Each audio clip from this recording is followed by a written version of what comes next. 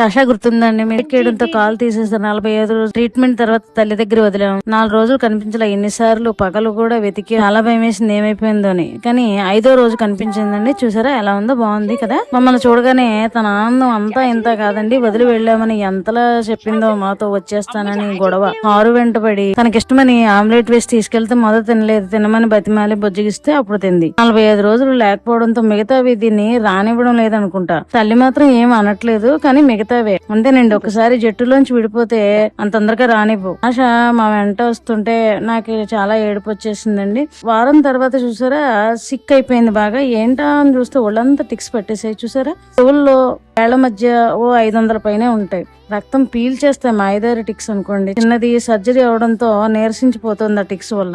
కాదని 1400 రూపాయలు పెట్టి టాబ్లెట్ తెచ్చి వేసాం. అది వేస్తే దగ్గరగా 8 నెలల పాటు టిక్స్ అసలు పట్టవు. శాష అప్డేట్స్ నెక్స్ట్ వీడియోస్ లో